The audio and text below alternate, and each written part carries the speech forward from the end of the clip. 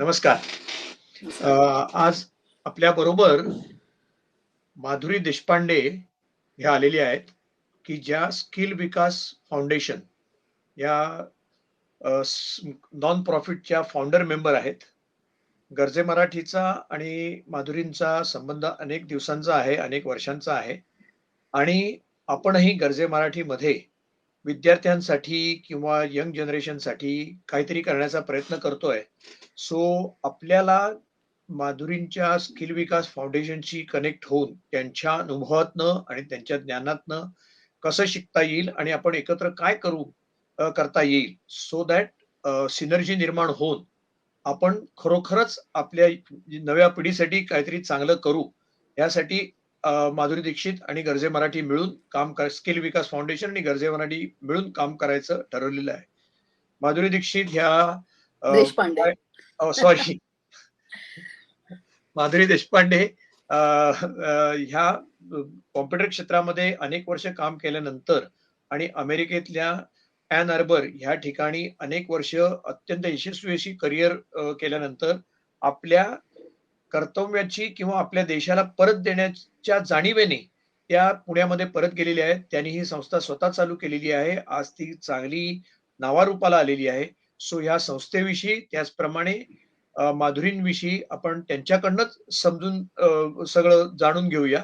So Madhuri, welcome to the programme.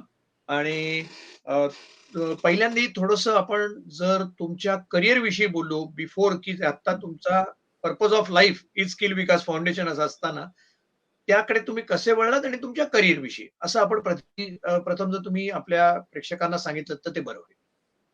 नमस्कार. मी माधुरी देशपांडे. मी वाढले, लहानाची मोठी झाले मुंबईमध्ये आणि त्याच्यानंतर अमेरिकेत मी जवळ-जवळ 30 वर्ष होते. त्याच्यापैकी मिशिगनमध्ये असताना बरेच टेक्नॉलॉजी आणि बिझनेस ही माझी प्रिटी मच बॅकग्राऊंड आहे. माझी स्वतःची सुद्धा कंपनी होती आणि पार्टनरशिपमध्ये देखील दुसरी कंपनी होती. सो टेक्नॉलॉजी आणि बिझनेस एवढंच फक्त मला माहिती होतं. मला बाकी इंडियातली गावं कशी फंक्शन होतात किंवा इतर काहीही माहिती नव्हतं. फक्त एवढं मी ठरवलं होतं, की आपलं नंतरचं आयुष्य हे आपण इंडियामध्ये येऊन इथे काहीतरी चांगलं काम करायचंय. सो साधारणपणे मी 3-4 वर्षापूर्वी म्हणजे 19 साली मी इथे इंडियात परत आले आणि एवढं ठरवलं होतं, की आपल्याला रुरलमध्येच काम करायचंय, रुरल महाराष्ट्रामध्ये, सिटीमध्ये नाही. एवढं मात्र ठरलं होतं. नक्की काय करायचंय, स्किल डेव्हलपमेंट करायचंय इतपत ठरलं होतं. पण याहून पुढे काही ठरलं नव्हतं. तर म्हटलं सगळ्यात सोपं स्किल आपण काय देऊ शकतो सुरुवातीला, तर इंग्लिश बोलणं आणि डिजिटल लिटरसी. ह्या 2 गोष्टी म्हणजे माझे मी प्रोग्राम ते डेव्हलप करू शकते आणि आपण ते पायलट करू शकतो. सो ह्या दृष्टीने मी स्पीक इंग्लिशच्या दृष्टीने इंग्लिश बोलायला शिकवणं म्हणजे ऑटोमॅटिकली इंग्लिश जर तुम्हाला जरी मोडकं-तोडकं बोलता येत असेल, तरी देखील तुम्हाला अपॉर्च्युनिटीज लगेच वाढतात. हे आपण आयुष्यभर बघितलंय.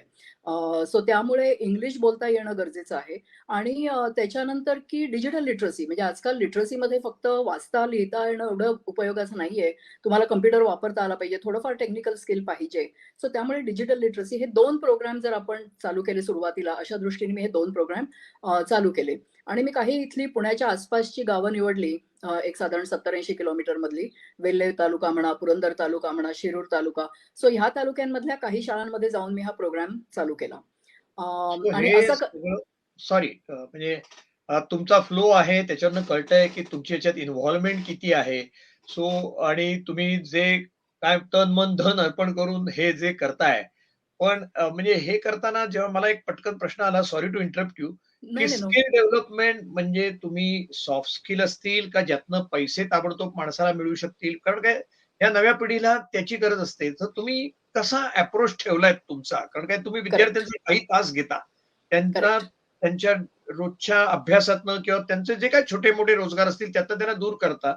तर तुम्ही हा कसा बॅलन्स तुम्ही साधता? करेक्ट. सो हे स्किल डेव्हलपमेंटमध्ये आम्ही कसं केलं, की जसं मी म्हटलं सुरुवातीला इंग्लिश वगैरे हे जस्ट ॲडिशनल स्किल्स आहेत. म्हणजे सॉफ्ट स्किल म्हणू शकतो आपण, की जे काही तुम्ही शिकत असाल, इन ॲडिशन टू दॅट जर तुम्हाला ह्या 2 गोष्टी येत असतील, तर ऑटोमॅटिकली तुम्हाला तुमच्या आयुष्यात थोड्या जास्ती अपॉर्च्युनिटीज मिळतील. पण जेव्हा मी बघितलं, की हे रुरलमध्ये आपल्याला करायचंय आणि रुरलमध्ये मी हे जेव्हा चालू केलं, तेव्हा असं लक्षात आलं, की एवढंसं करून उपयोग नाहीये. कारण आज रुरल मधला प्रॉब्लेम आणखीन मोठा आहे, की तिथली जी मुलं मी जेव्हा बघते ती अजून तिथे त्यांना घरचीच लोकं सांगत असतात, की "काही नाही इथे गावामध्ये काही तुला भविष्य नाहीये, तू आपल्या शहराकडे जा." बरं गावातनं जेव्हा ती शहरात येतात मुलं, तेव्हा त्यांच्या हातात धड काही स्किल नसतं, धड काही मोठी डिग्री नसते. त्यातली सगळीच मुलं काही इंजिनिअर, डॉक्टर होऊ शकत नाहीत.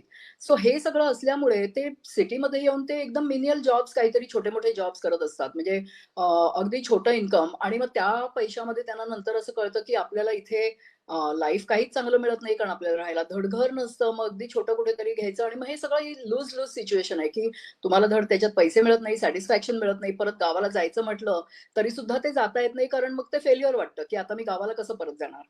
सो त्या दृष्टीने मग skill development, soft skill, hard skill. So hard स्किलमध्ये ॲक्चुअली आम्ही असं पण शिकवलं, की बांबूपासून कशा वस्तू बनवायच्या. अ, आणि ते हार्ड स्किल आम्ही करून बघितलं. सो ते हार्ड स्किलमध्ये सुद्धा कसं झालं, त्या वस्तू बनवणे ठीक आहे, पण परत ते सीझनल होऊ शकतं किंवा थोडे काही महिने करू शकता. तुम्ही संपूर्ण आयुष्य त्याच्यावर नाही करू शकत. सो हे सगळं करत असताना माझा जास्ती रिसर्च सगळा चालू होता आणि मी म्हटलं, की गावात ही मुलं शेती का नाही करत? म्हणजे तुमच्याकडे शेतीचा पीस तर आहेच. 1 एकर आहे, 2 एकर आहे. मार्जिनल शेतकरी आपल्याकडे खूप आहेत. म्हणजे अशी त्यांच्याकडे काही शेकडो, हजारो एकर जागा नाहीये. पण जी काही तुमच्याकडे थोडीफार आहे, ती का नाही करत? आणि तेव्हा असं कळलं, की शेती हे लायबिलिटी आहे बेसिकली.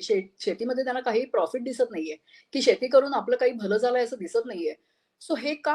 ह्याचा मग मी अभ्यास चालू केला, की हे लायबिलिटी का आहे? म्हणजे शेतीचा तुकडा आहे, पण they are taking it for granted असं, की लाइक हां, ते काहीच नाहीये आपल्याकडे आणि दुसरं आपल्याला काहीतरी शोधलं पाहिजे. सो हे जे सगळं त्याचा मी रिसर्च सगळा चालू केला, की शेती लायबिलिटीमधनं आपल्याला प्रॉफिटेबल कशी करण्यात येईल. म्हणून माझ्या वेबसाईटवरती पण जर बघितलं, तर शेवटी आम्ही ते शोधून काढलं, की लायबिलिटीचं आपल्याला ॲसेट कसं बनवता येईल. आणि हे करत असताना वेगवेगळ्या शेती पद्धती शिकल्या मी. मी स्वतः जाऊन म्हणजे शेती पद्धती शिकल्या. आणि हे सगळं करत असताना मला पद्मश्री सुभाष पाळेकर गुरुजी जे आहेत, त्यांची जी शेतीची पद्धत आहे, ती अतिशय अशा शेतकऱ्यांसाठी योग्य आहे, असं मला वाटलं. आता ती एस-पी-के नाव आहे. पूर्वी त्याचं नाव झिरो बजेटच होतं. झेड-बी-एन-एफ असंच नाव होतं. आता त्यांचं नाव एस-पी-के आहे. आणि ही जी शेती पद्धत आहे, ही त्यांनी बरेच वर्ष रिसर्च करून आणि त्यांनी बरीच वर्ष आता ती इम्प्लिमेंट सुद्धा केलेली आहे. म्हणजे 25 वर्ष जवळ-जवळ ते इम्प्लिमेंट करतायत. अ, गुजरात राज्यामध्ये इनफॅक्ट आपल्या मोदीजींनी त्यांना 17 साली पद्मश्री हा अवॉर्ड दिला आणि तेव्हा गुजरातमध्ये खूप प्रमाणात ह्याचं ट्रेनिंग चालू केलं आणि त्याच्यामध्ये त्यांनी लाखो शेतकरी असे निर्माण केले गुजरात राज्यामध्ये, की जे आता हे परंपरागत म्हणजे पीके-व्ही-वाय अशी योजना काढली नीती आयोगमध्ये आणि ही केमिकल फ्री फार्मिंग असं हे सगळं चालू केलं आणि हे केमिकल फ्री फार्मिंग करत असताना त्यांना असं नाही म्हणजे बऱ्याच लोकांचा असा प्रश्न असतो केमिकल फ्री फार्मिंगमध्ये, मग त्याच्यात उत्पन्न येणार नाही. मग ते आपल्याला एवढी आपल्याकडे बिलियन्स ऑफ लोकं आहेत त्यांना ते पुरेल का? सो हे सगळ्याची उत्तरं त्या एस-पी-केमध्ये मिळतात. की एस-पी-के हा त्यांनी कसं केलंय, की त्यांनी मुख्यत्वे सॉइल सायन्सच शिकवलंय शेतकऱ्यांना. आता कसं असतं, की शाळेतली गावातली जी मुलं असतात, त्यांना काहीतरी पुढे करायचंय. आता आपणही आपल्याकडे डॉक्टर्स, लॉयर्स, इंजिनिअर्स असतात. त्यांना डोमेन नॉलेज तर असतं ना, की तुम्ही शिकवलं जातं, की बाबा हे कसं करायचं. पण ह्या गावातल्या मुलांना शेती ही शिकवलीच जात नाही, की म्हणजे शेतीसारखा विषय, की सॉइल सायन्स शेतीमध्ये तुम्हाला बेसिक डोमेन नॉलेज काय पाहिजे, की सॉइल कशी वर्क होते, एन्व्हायर्नमेंट कसं वर्क होतं, पाणी कसं साठवायचंय, दुसऱ्या पिकासाठी तुम्ही पाणी आधीच्या पिकातनं कसं ठेवायचंय. सो ही जी सगळी सिस्टम आहे, जी ऑलरेडी निसर्गामध्ये निर्माण केलेली आहे निसर्गाने, ह्याच्याबद्दल कोणीच बोलत नाही. जेव्हा त्यांना काहीही शिकवलं जातं, ते फक्त इनपुट, की बाबा तुम्ही इतकं युरिया टाका, इतकं केमिकल, इतके सुफला टाका, इतकं काही खतं टाका आणि मग फार तर फार त्याच्यामध्ये ॲडजस्टमेंट, की बाबा तुम्ही 1 किलो टाकताय, तर मग त्याच्याऐवजी 1.5 किलो टाकून बघा किंवा 100 ग्रॅम टाकत असाल, तर 200 ग्रॅम टाकून बघा. असं करून ते शिकवलं जातं. So it's all like banded approach, की लाइक हे वर्क होत नाहीये, मग हे करा. हे वर्क होत नाहीये, हे करा. मग ह्याच्याने होतं काय, की पिकं जी आहेत ती चांगली येतच नाहीत. आणि म्हणजे मी आता कृषी अधिकाऱ्यांबरोबर वगैरे सुद्धा काम करते, की त्यांच्याकडे ते सगळे आज काय पाऊस जास्ती पडला म्हणून पीक फेल गेलं, म्हणून त्याचे गव्हर्नमेंट पैसे देतं. आज काय पाऊस जास्ती पडला म्हणून पीक फुकट गेलं. सो पिकाला रेझिलियन्सच नाहीये. सो बेसिकली एस-पी-केमध्ये पाळेकर गुरुजींनी काय शिकवलंय, की तुम्ही माती सुदृढ करा, मातीला तुम्ही बलवान करा. माती जर बलवान असेल, तर तुमची शेती सुद्धा चांगली होईल आणि ह्याचा मी पुरेपूर अनुभव घेतलाय. मी बऱ्याच शेतकऱ्यांच्या म्हणजे शिवार फेरी ज्या असतात, की जे शेतकरी हे फॉलो करतायत त्यांचं बघून आली आहे मी आणि जेव्हा-जेव्हा ते हे करतात, दरवर्षी तुम्हाला 10% उत्पन्न जास्तीच येतं कारण तुमची शेती ही जमीन जी आहे, ही जास्तीत जास्त सुपीक होत जाते म्हणजे 1-1 वर्षानंतर. सो म्हणजे मला कदाचित माझं समजूत चुकीची असेल, की तुम्ही ऑर्गॅनिक फार्मिंग किंवा निसर्ग सांभाळून फार्मिंग ह्याच्याकडे तुम्ही जास्त जोर देताय रादर दॅन की येस, प्रत्येकाची इंडिव्हिज्युअल स्किल्स डेव्हलप करण्यामध्ये? मला करेक्ट. सो हे जेव्हा स्किल शेती विकास फाउंडेशन याच्या हां, नावावरून असं वाटलं होतं मला, करेक्ट. की मी प्रत्येक विद्यार्थी असो किंवा अडल्ट असो